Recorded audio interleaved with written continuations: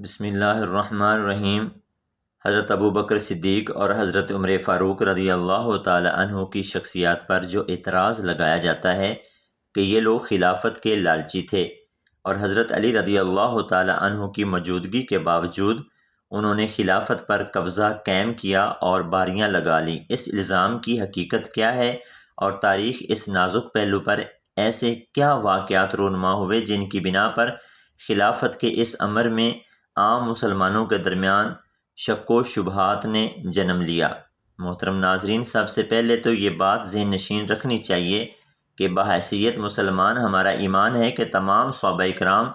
ایک دوسرے کے ساتھ محبت و مودت رکھنے والے تھے،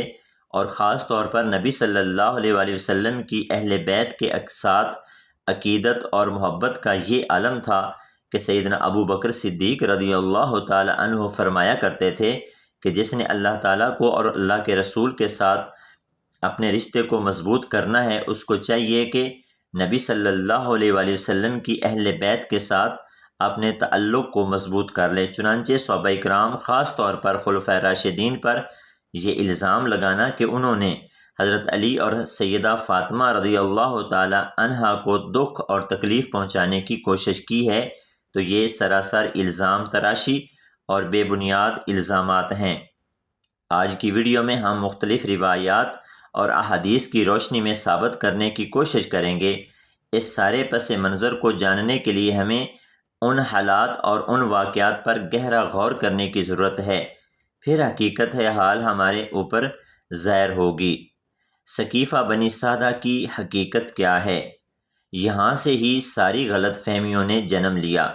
امام طبری اور ابن خلدون کے مطابق قبیلہ بنی سعدہ میں نبی صلی اللہ علیہ وسلم کی وفات سے متصل ہی نیا خلیفہ چننے کے لیے ایک اجتماع بلایا گیا جس میں انصار مدینہ شامل تھے۔ انصار مدینہ نے نبی صلی اللہ علیہ وآلہ وسلم کو ہجرت مدینہ کے بعد ہاتھوں ہاتھ لیا اور نبی صلی اللہ علیہ وسلم کے معاون اور مددگار ثابت ہوئے۔ سعد بن معاذ جو کہ قبیلہ اوس کے سردار تھے اور سعد ابن عبادہ جو کہ قبیلہ خزرج کے سردار تھے، ان دونوں اصحاب نے نبی صلی اللہ علیہ وسلم کی ہجرت مدینہ کے بعد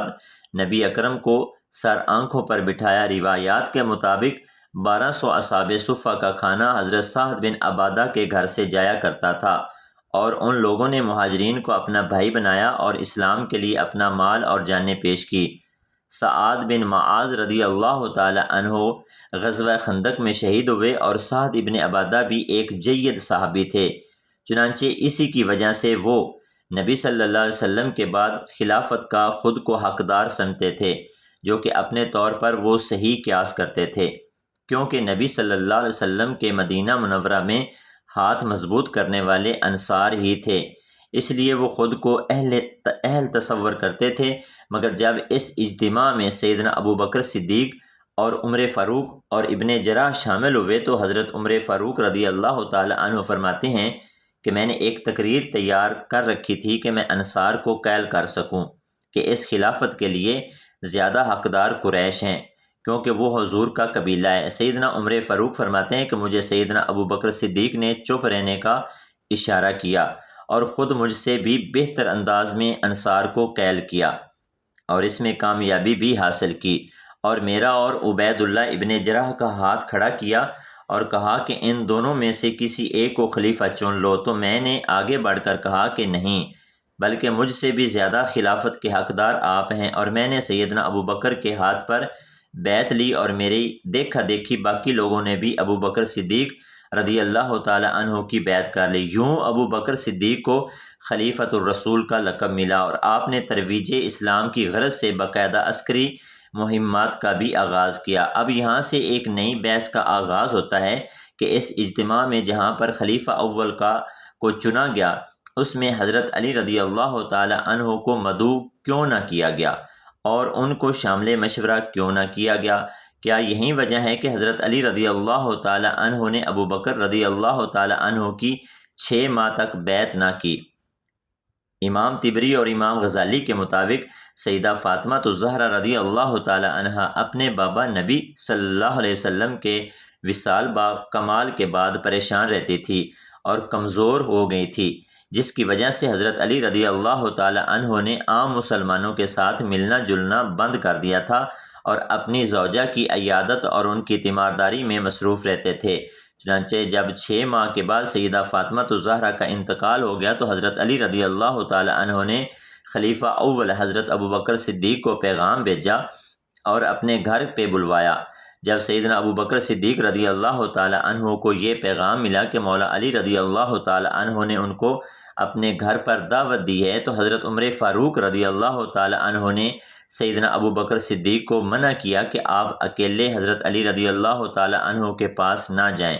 تو سیدنا ابوبکر صدیق نے فرمایا کہ مجھے اہل بیت سے اور مولا علی سے کوئی خطرہ نہیں ہے۔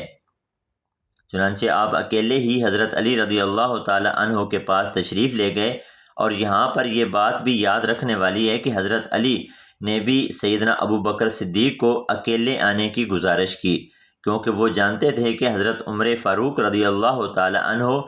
جلد جذبات میں آ جاتے ہیں، اور یہ نہ ہو کہ عمر فاروق کی موجودگی میں میری اور ابوبکر صدیق کی یہ ملاقات کوئی اور ہی رنگ اختیار کر لے۔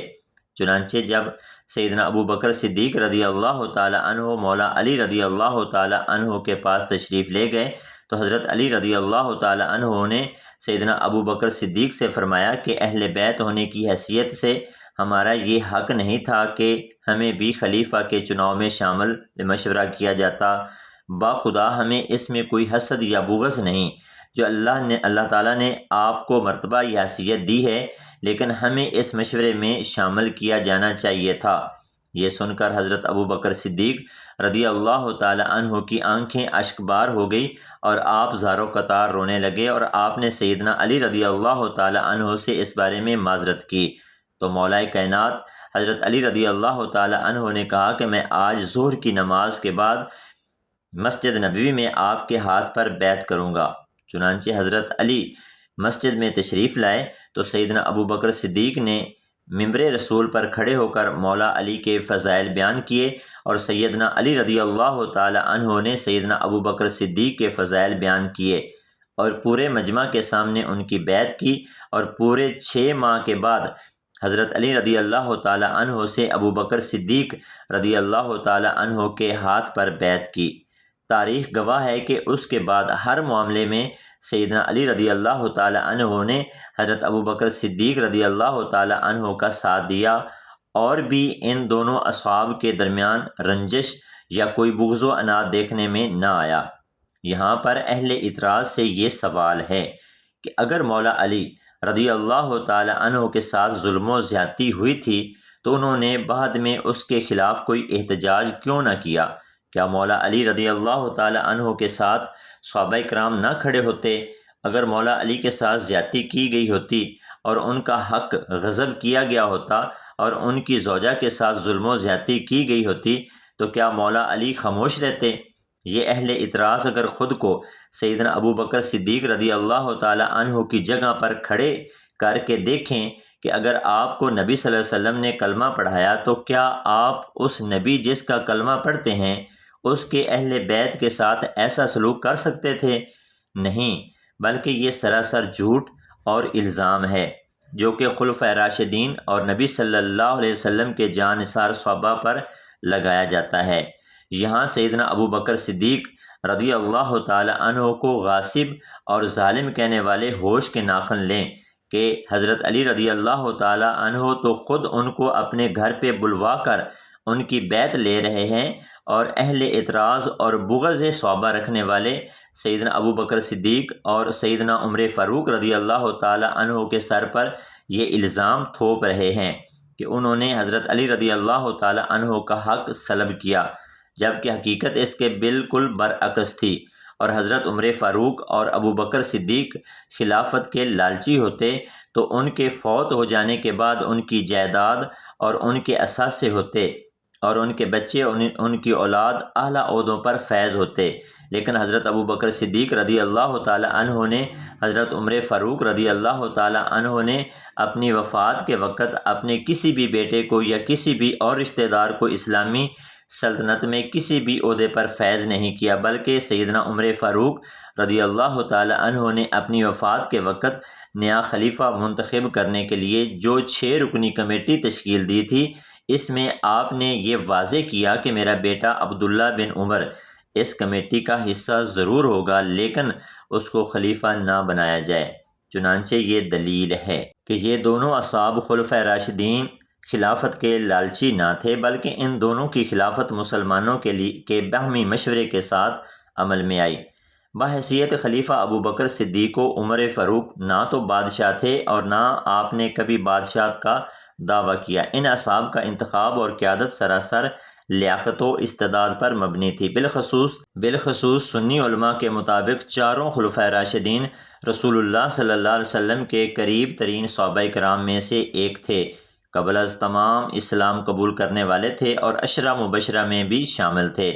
مگر شیعہ علماء علی بن ابی طالب کے علاوہ کسی شخص کو خلافت و امامت کا اہل نہیں سمجھتے اور ابو بکر و عمر کے انتخاب کو غیر اسلامی اور غلط سمجھتے ہیں، اور تینوں خلفاء کے دور کو اسلام کا سیاہ دور ہی جانتے ہیں، اور اس بات پر باضد نظر آتے ہیں کہ ابو بکر و عمر اور عثمان رضی اللہ تعالی عنہ اجمعین نبی صلی اللہ علیہ وسلم کی تدفین و تجہیز کو چھوڑ کر بنی سعدہ میں ہونے والی خلافت کی میٹنگ میں شریک ہو گئے، اور یہ امر اسلامی جمہوریت کے خلاف سازش قرار دیتے ہیں۔ خلافت راشدہ کا دور اس لحاظ سے بہت اہم ہے کہ اس زمانے میں اسلامی تعلیمات پر عمل کیا گیا اور حکومت کے اصول اسلام کے مطابق رہے۔ یہ زمانہ اسلامی فتوحات کا بھی ہے، اور اسلام میں جنگ جمل اور جنگ صفین جیسے واقعات بھی پیش آئے۔ جزیرہ نما عرب کے علاوہ ایران، عراق، مصر، فلسطین اور شام بھی اسلام کے نگیں آ گئے۔ شیعہ خلافت راشدہ کو تسلیم نہیں کرتے۔ ان کے نزدیک رسول اللہ کے جیز اور اکلوتے جانشین صرف حضرت علی تھے، اور وہی پہلے امام اور حقیقی خلیفہ ہیں۔ اہل تشیع میں خلافت کی بجائے امامت کا تصور پایا جاتا ہے۔ خلافت امامت کا چھوٹا سا حصہ ہے۔ رسول اللہ کی رحلت کے بعد تمام انصار مدینہ بنی سعدہ کے سقیفہ میں اکٹھے ہوئے تاکہ امت مسلمہ کے لیے ایک امیر نو کا انتخاب کیا جا سکے۔ کہا جاتا ہے کہ اس انتخاب سے مہاجرین مکہ کو مکمل طور پر مستثنیٰ رکھا جانا تھا، لیکن اس موضوع پر بہت سے ابہام پائے جاتے ہیں۔ بہرحال حضرت ابو بکر صدیق اور حضرت عمر فاروق دونوں صحابہ کرام عرب قبائل کی ممکنہ بغاوتوں سے خائف تھے، لہٰذا آپ دونوں فی الفور اس اجتماع میں پہنچے اور حضرت ابو بکر نے وہاں ایک خطبہ دیتے ہوئے اہل محفل کو متنبہ کیا کہ رسول اللہ کے قبیلے قریش سے باہر کسی کا انتخاب کیا گیا تو یہ سخت اختلاف کا باعث ہوگا۔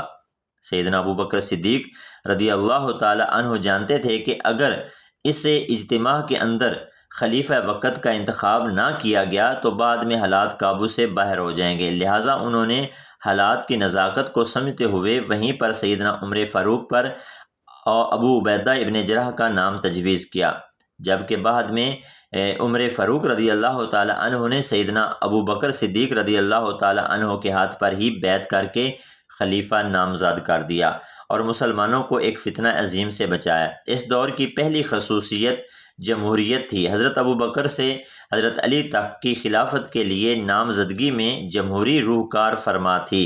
ان میں کوئی خلیفہ ایسا نہ تھا جس کو امیر مقرر کرنے میں مسلمانوں کی عام رائے اور مرضی شامل نہ ہو، یا جسے مسلمانوں پر زبردستی مسلط کر دیا گیا ہو۔ سقیفہ بنو سعدہ میں مسلمانوں کا حضرت ابو بکر کو نامزد کرنا، حضرت عمر فاروق کے لیے حضرت ابو بکر کی تمام صحابہ کرام سے رائے لینا اور مسلمانوں کا ان کے لیے متفق ہونا، حضرت عمر فاروق کی 6 صحابہ کرام کی کمیٹی میں حضرت عثمان کی خلافت کے لیے متفق ہونا اور حضرت علی سے مسلمانوں کا خلافت کا بار اٹھانے پر اصرار، یہ تمام طریقے اسلامی سلطنت میں خلیفہ کے لیے جمہوریت کی انتہائی عمدہ اور واضح انتخاب کی مثالیں ہیں۔ پھر ان کے عہد میں ہر موقع پر اس نظام میں جمہوریت کی روح کار فرما رہی،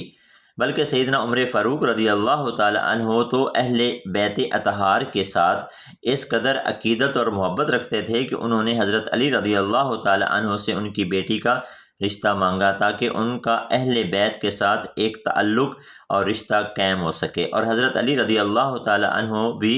اس رشتے کو قبول فرمایا۔ اور حضرت عمر فاروق رضی اللہ تعالی عنہ کی جانب سے جب حضرت علی رضی اللہ تعالی عنہ کو قاضی وقت کے عہدے کی پیشکش ہوئی تو آپ نے نہ صرف اس کو قبول کیا بلکہ دیگر معاملات بھی سیدنا عمر رضی اللہ تعالی عنہ کے ساتھ شانہ بشانہ نظر آئے۔ حضرت علی رضی اللہ تعالی عنہ نے تینوں خلفائے راشدین کے زمانے میں ان کے ساتھ وفاداری کو نبھایا۔ جب حضرت عثمان غنی رضی اللہ تعالی عنہ کے گھر کا محاصرہ ہوا تو حضرت علی رضی اللہ تعالی عنہ نے اپنے صاحبزادے امام حسن علیہ السلام کو ان کے گھر کی حفاظت پر مامور فرمایا، جس میں آپ زخمی بھی ہوئے۔ اللہ تعالیٰ سے دعا ہے کہ اللہ تعالیٰ ہمیں اہل بیت سے پکی سچی محبت عطا فرمائے اور صحابہ کرام سے محبت و عقیدت رکھنے کی توفیق عطا فرمائے، آمین۔ ناظرین، اگر ویڈیو آپ کو پسند آئی ہو تو کمنٹ سیکشن میں اللہ تعالیٰ کے 99 ناموں میں سے ایک نام ضرور ٹائپ کریں۔